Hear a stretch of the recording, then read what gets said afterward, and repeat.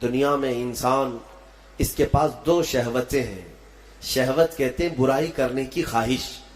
ایک زبان کی شہوت ہے اور ایک شرمگاہ کی شہوت ہے. یہ دونوں چیزیں انسان کو حرام کاریوں میں مبتلا کر دیتی ہیں. زبان کی شہوت کیا ہے؟ یہ نئی نئی چیزیں کھانا پسند کرتی ہے.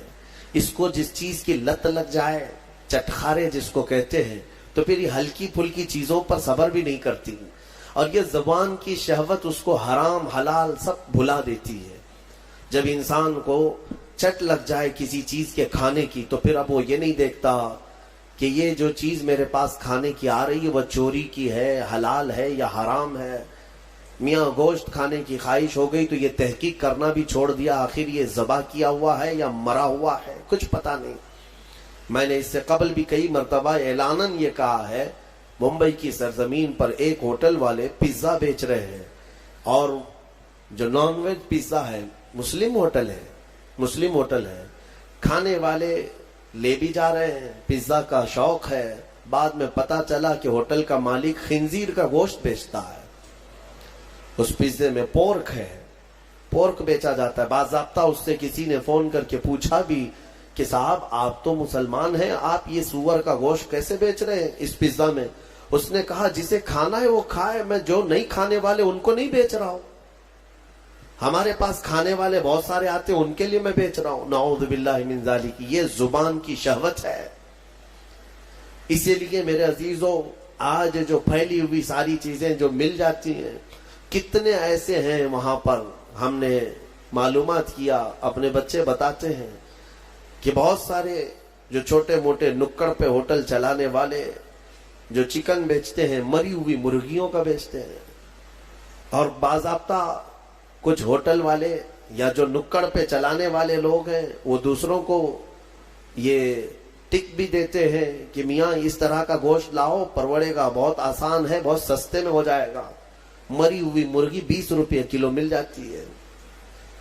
20 روپے کلو مل جاتی ہے. جو چکن بیچتے ہیں دکانوں والے، وہ خود بھی بتاتے ہیں ہمارے پاس باضابطہ یہ پوچھنے کے لیے آتے ہیں، مری ہوئی کچھ ہیں تمہارے پاس؟ میرے عزیزو، یہ تمام چیزیں ایسی ہیں کہ ہم احتیاط کریں. اور زبان کی شہوت ان سب حرام چیزوں میں لگا دیتی ہے. دوسری شہوت ہے شرمگاہ کی. یہ نہایت ہی خطرناک ہے، جو زنا تک لے جاتی ہے.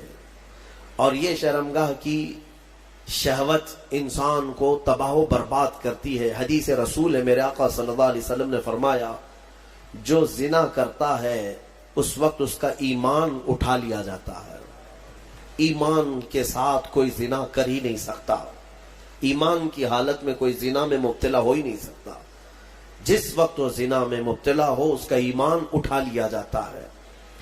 یہ اسلام میں سب سے سنگین جرم ہے، سب سے بھیانک گناہ ہے. بلکہ ایک روایت یہ ملتی ہے، قیامت کے دن وہ لوگ آئیں گے جو زنا میں مبتلا تھے، اور انہیں ننگا لایا جائے گا، اور ان کی شرمگاہوں پر لوہے کے سلاخوں سے فرشتے آگ تپا کر کے داغ رہے ہوں گے ان کی شرمگاہوں کو. وہ عورتیں ہوں یا مرد ہوں، ان کو تپایا جا رہا ہوگا، اور اس کی بدبو اس قدر سخت ہوگی کہ پورے اہل محشر ان سے پریشان ہو چکے ہوں گے. ان کے شرمگاہوں سے بدبو بہت تیز نکلے گی. یہ وہ لوگ ہوں گے جن کو بھرے محشر میں بتایا جائے گا کہ یہ لوگ اپنی شرمگاہوں کی حفاظت نہیں کرتے تھے، یہ زنا جیسے گناہ میں مبتلا تھے. میرے عزیزو، قرآن کیا کہتا ہے؟ وَلَا تَقْرَبُوا الزِّنَا. تم زنا تو دور کی بات ہے، اس سے قریب تک بھی مت جاؤ. قریب تک بھی مت جاؤ. قریب جانے کا مطلب کیا ہے؟ آنکھوں سے، اور اس کے بعد زبان سے. انسان یہاں سے قریب ہوتا ہے. ایک اجنبی مرد کسی کو دیکھتا ہے، عورت کو، یہاں سے شروعات ہوتی ہے، پھر بات چیت کرتا ہے. یہ ڈبل شروعات ہے، اور اسی سے میرے مولا نے قرآن میں روکا ہے. تم اگر ابتدا میں ہی اگر رک گئے تو بڑے بھیانک جرم سے بچ جاؤ گے. اور زنا کرنے والے پر 15 عذاب ہے. 15 عذاب، 5 دنیا میں دیے جائیں گے، 5 قبر میں، اور 5 قیامت کے دن.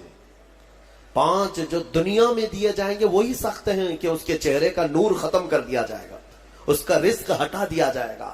اس کی اولاد سے صالح اولاد ختم کر دی جائے گی، نسل خراب ہو جائے گی۔ زنا کے جو 5 عذاب ہیں دنیا میں وہی سخت ہیں، چہرہ بگڑ جائے گا، بارونق نہیں ہوگا، چہرہ بے رونق ہو جائے گا، رزق میں کٹوتی، بے برکتی آ جائے گی۔ ان تمام چیزوں سے مومنین اپنے آپ کو بچائے رکھیں۔